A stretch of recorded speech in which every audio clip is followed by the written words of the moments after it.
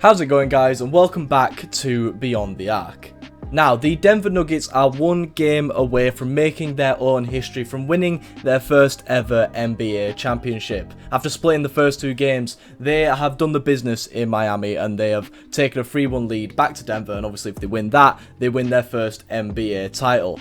Now, I was going to do a little bit of a review video for games 3 and 4, but if I'm honest with you, I fell asleep before game 4 and didn't end up waking up in time to watch it, so a massive apology. But these NBA finals, they take the toll on English and British viewers. I don't have the sleep schedule for it, if I'm honest with you. And also, I don't have time tomorrow to do a proper review of Game 5, so if Denver end up winning the NBA Championship, I won't be able to make a video like exactly the day after, so I'm going to do a preview of Game 5 instead.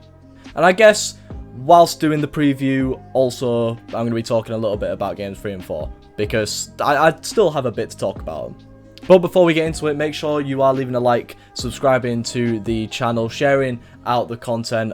Let me know in the comments what you guys want to see over the off-season, because it's very much likely that tonight is going to be the final night of this NBA season. Probably one of the weirdest NBA seasons, potentially one of the funniest NBA seasons, and also a season that has been absolutely dominated by the Denver Nuggets. Let's be honest with you, other than the Milwaukee Bucks, it really was potentially only Denver, in my opinion. From looking at the side of the playoffs, like through the playoff run, after the first round, it was quite clear that Denver were probably the sole favourites. But does that mean that this playoff run has been a little bit boring or a little bit one-sided? Obviously, the Nuggets are beating an 8th seed, a 4th seed, a 7th seed, and then also an 8th seed again. So, you know, when you look at the degree of, like, how hard the opponents have been for Denver, could it potentially be an easy one to the finals? Could it be a little bit boring? In my opinion, no, because this Denver team is just absolutely amazing. And also, a couple nights ago, well, not even a couple, a few nights ago after Game 2, would you have said that this series was boring? After Miami pulled through, everyone was doing absolutely mental stuff. Duncan Robinson off the bench, Max Strus was making shots, and, you know, the Miami Heat took the game to the Denver Nuggets, you know, stopped everyone else except Jokic from scoring pretty much. Would people have said, you know, this is going to be a boring finals after they split games 1 and 2? Denver just turned it up after Game 2 and, you know, absolutely destroyed Miami in Games 3 and 4, and that just puts them in a commanding position and a position to just finish things off and win a chip tonight. You know, myself, when I was reviewing Games 1 and 2, I thought that Miami were going to take at least one game at home and then bring it into Denver back a tie game. But again, like I said, Denver just plowed through, and like I said, sorry for the lack of analysis because I did fall asleep through Game 4, but even in Game 3, you know, Denver kind of took control, never really blew Miami out. Like in the first quarter, in the second quarter, it was still tight, and even in Game 4, if you look at the box score, it was also, you know, when it comes to the margin on the scoreboard, it was still a single-digit deficit, but Denver just controlled the game so much that even though they weren't absolutely destroying Miami like they were for periods in Game 1 up until that fourth quarter, everyone knew that it was going to be a Denver win, because Miami just didn't really have that kind of like that run in them that we've seen them have in the fourth quarter of Game 1 and then at times in Game 2. One thing I noticed in Game 3 as well, and this could have been the situation in Game 4, was that the crowd in Miami wasn't as like up for it and as loud as Denver was. You know, this is a city that has never even made it to an NBA Finals, you know, let alone actually win it. So to actually be in an NBA Finals, I feel like this Denver team are kind of just relishing in the moment. It kind of reminds me quite a bit of like how Toronto were in 2019, just kind of like being in the moment, being happy to be there, and ultimately causing, you know, havoc for away teams to go there. Obviously, it doesn't really help with the advantages that Denver have, the altitude problems for away teams, but also the crowds get on top of away sides as well. Like, they are the proper sixth man, really, when you think about it. But again, like I said, the Miami Heat have still been able to kind of like trade punches with Denver up to a point. You know, they've been close games up until halftime, but when the second half kind of starts and the third quarter comes in, the Denver Nuggets have kind of just taken over. In both games 3 and 4, the Nuggets outscored the Miami Heat by 9 points, which when it comes to the actual scoreline, it is a massive impact on it, because Denver have been winning quarters 1, 2, and 4 by about like 2-3 points here and there, maybe about the odd 4 or 5 point victory over the quarter, but a 9-point quarter to add on to that does mean that, you know, the final score does look a little bit one-sided. But, you know, Denver just come out of the blocks that second half. They just have that little bit of second wind, and that just shows how good Denver are. Miami aren't a bad team at all. This hasn't been an easy finals run for Jokic and the Nuggets. You know, first round, fair enough. Minnesota weren't that good. But the Phoenix Suns, you know, the likes of Kevin Durant and Devin Booker were still on that team. Chris Paul played for a few games at the start as well. And then in the conference finals, they swept the LeBron James Los Angeles Lakers. The Lakers side, who were the joint best team out west since the trade deadline. The side that flipped everything around. Yes, they were a 7th seed, but they weren't playing like it at all. They were grinding out wins, both in the regular season to get into the play-in spot, and then also in the playoffs to get to the conference finals. It wasn't a mistake that them guys were in the conference finals. They beat Golden State in the semis. They beat Memphis Grizzlies, you know, two sides who potentially could cause issues for the Denver Nuggets. Golden State knocked Denver out last year. But just having that little extra, just to pull through, just to power through right at the end against a side led by LeBron James and Anthony Davis, the two stars that led the same team to a chip only 3 seasons ago. And then also with Miami, you know, their side who got to the conference finals last season. They've got one of the best coaches, probably the best coach in the NBA right now. I can say that Popovich is the best coach of all time, but right now I reckon Spoelstra's better. They've come through a difficult regular season, one that's plagued by injuries, and then gone through the likes of, you know, the Milwaukee Bucks, the sentimental favourites for the NBA title, beat them in 5. They beat the New York Knicks, who everyone was expecting to get through to a conference finals because they did the business against the Cavaliers. Jalen Brunson was balling out like we know he can do in the playoffs, and then beating the Boston Celtics in 7. Yes, they were 3-0 up. They kind of let it slip a little bit, but they still pulled through in Game 7. Knocked out the side who knocked them out in the same position last season.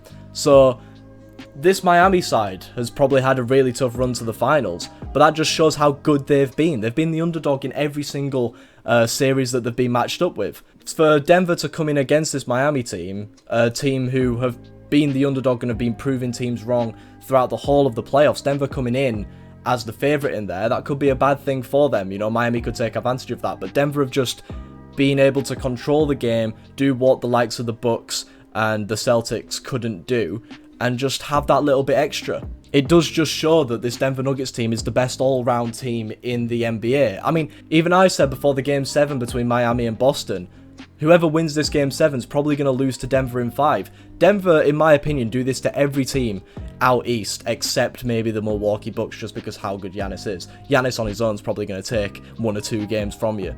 So it does just show that Denver, as a team, are just the deepest team in the NBA, the very well structured around Jokic, you know, surrounding him by with shooters who, you know, can take the offensive load when he's getting double teamed, but also Jokic can just knock down 30-foot jumpers as well as like floaters in the paint. So it's too easy for him sometimes. So yes, and that's why the Denver Nuggets are 1 game away from winning the NBA championship. But what can Miami do to potentially force a Game 6 to keep their season alive and to give them a little bit of a chance of being the second team ever to come back from down 3-1 in the finals?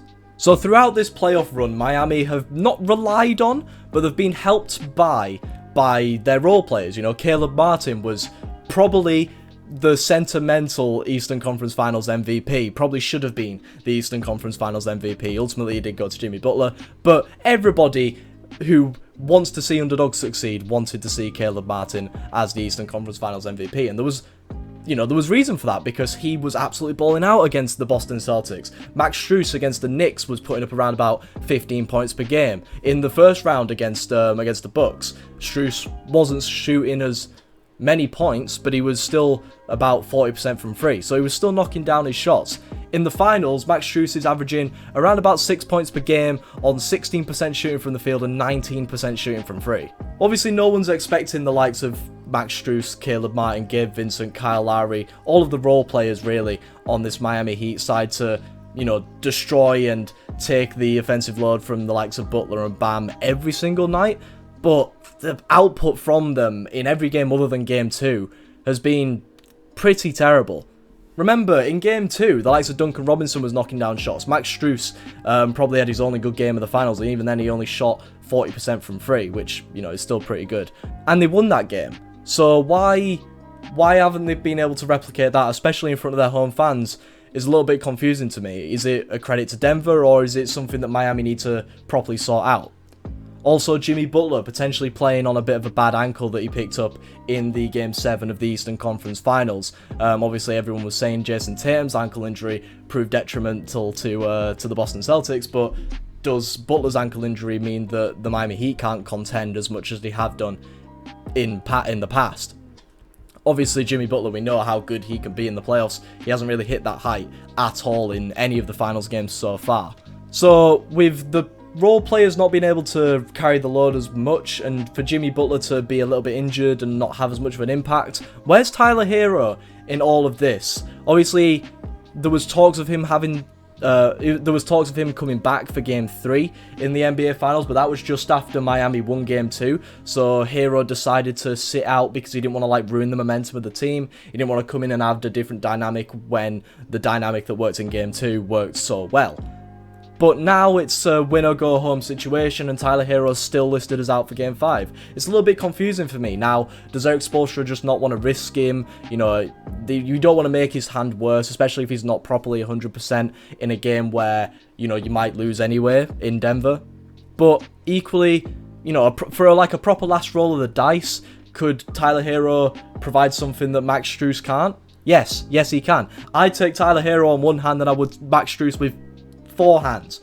Or maybe Tyler Hero doesn't want to come back at all. Maybe he still isn't properly ready yet. Maybe the talk about him coming back in Game 3 was a little bit too soon for him. But in the end, in my opinion, if I'm Coach Spoelstra, if he's 75%, I'm playing him, because if there's any chance to salvage the season, force a Game 6 in front of your home crowd, I'd take it. Equally, Jimmy Butler just needs to bite the pain as well. He just needs to fight against it, because this is win or go home. Jimmy Butler, we've seen him play 48 minutes in massive games, in Game 7s throughout his career. So he just needs to kind of channel that inner dog in him and drop like a 40-piece tonight or something like that if Miami are in with a chance of progressing through Game 5 and heading back to Miami for Game 6 instead of just heading back to Miami for holiday.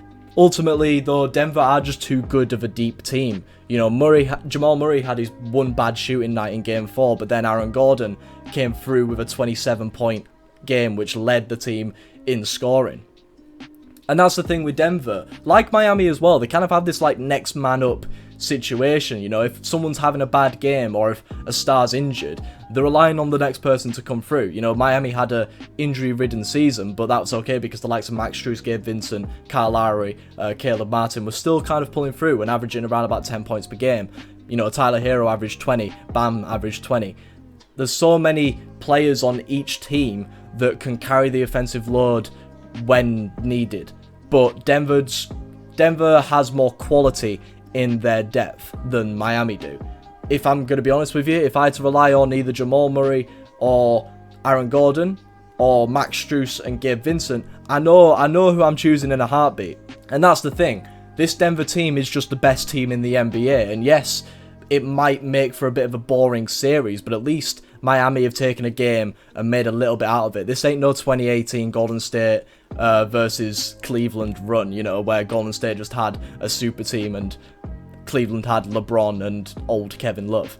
And also, just seeing Nikola Jokic just ball out in the NBA Finals, I don't know about you, but that's entertaining enough for me. I'm enjoying it regardless. I always enjoy the NBA Finals regardless of who's in it, and seeing Denver potentially win a title is something that I'm very much looking forward to, because it's been a long time coming for Jokic. He definitely deserves it, and I feel like this Denver team's just too good, and I feel like they could definitely run it back next season. Let me know what you guys think in the comments. Let me know what you guys think is going to happen in Game 5 tonight. Like I said, I won't be doing a video about it tomorrow, but hopefully the day after I'll be able to do a proper review of Game 5, whether we'll be looking at that as a final game or whether Miami win it and bring it to Game 6. Who knows? But let me know what you guys think in the comments, and I'll see you guys in the next one. Peace.